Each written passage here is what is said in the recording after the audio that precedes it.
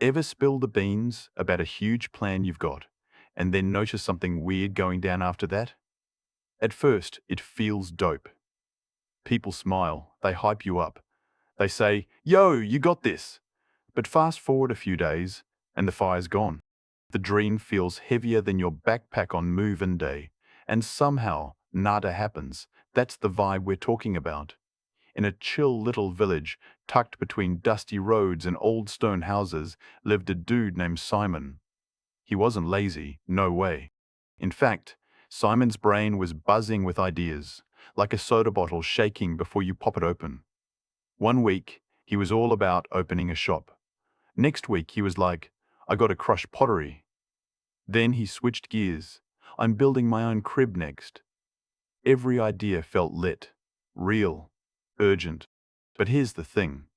Simon had a habit that messed with him big time. Before he even touched a thing, he made sure everybody in the village knew. He strolled through the marketplace, chest out, eyes wide, announcing, "I'm opening the sickest shop this village has ever seen." Crowds gathered. People clapped like crazy. Compliments flew like confetti. Simon felt like a rock star. That night, he crashed with a grin, heart full, feeling like he already nailed it. But when sunrise hit, the spark was gone. The hype wore off. The drive dipped. The dream that was popping yesterday? Now it felt like a dud. Days went by. The shop never got off the ground. No sweat. It was time for a new vibe. Simon switched gears again. "I'm gonna be the dopest potter around," he told the villagers at the well. Everyone cheered. "Go get it, man." And again, he felt amazing. And again, a few days later, the clay stayed untouched. This loop went on for years. Simon got a rep not for crushing goals, but for spitting promises. Late at night, when the village lights dimmed, guilt crept in like a sneaky cat. Simon couldn't figure why his life felt stuck when his ideas were straight fire. One evening, as the sun dipped behind the hills, Simon sat by the old well, staring at the water, thinking, "Man, where does all my juice go?" That's when someone noticed him. And that quiet encounter? It was about to flip Simon's whole game.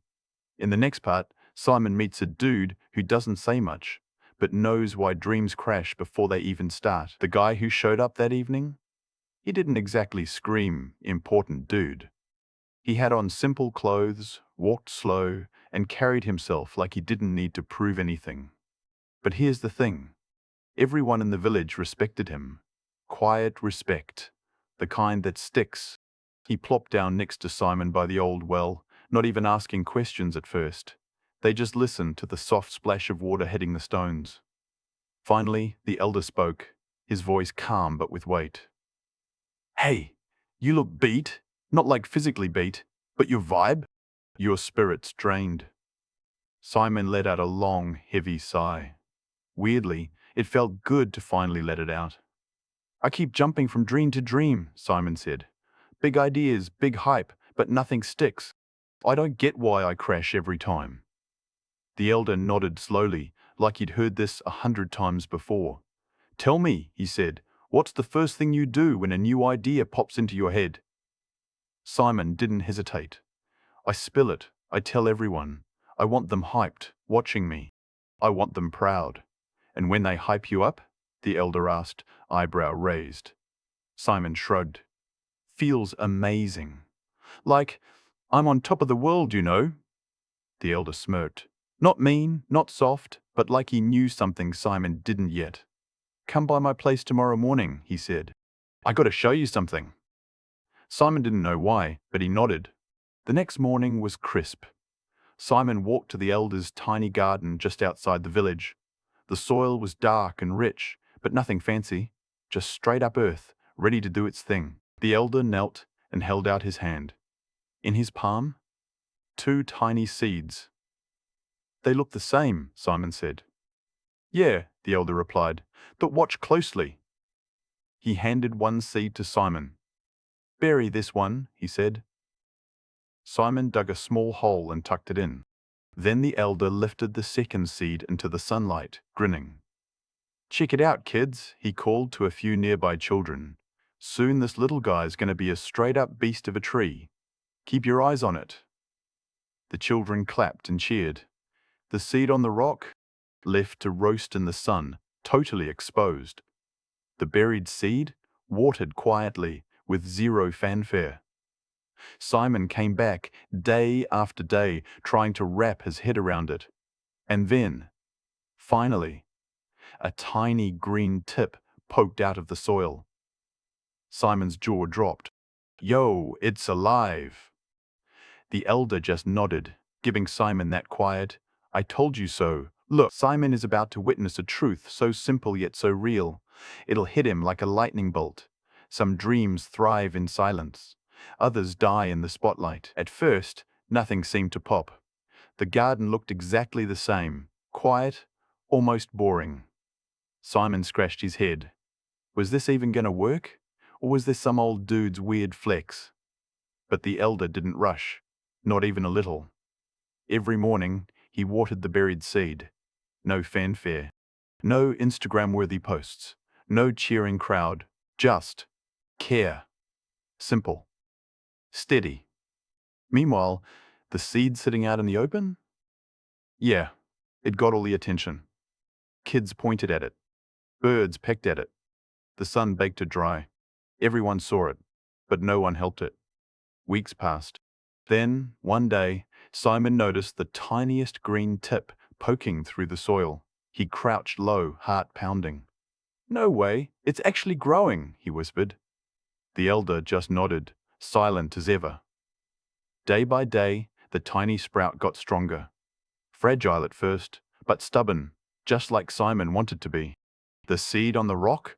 It started cracking. Pieces flaked off, birds nibbled. By the next week, it was gone. Totally toast. Simon's eyes widened. Dang, so this is what you mean? He asked. The elder looked at him seriously. A seed needs darkness, son. It needs pressure. It needs to be unseen when it's weak.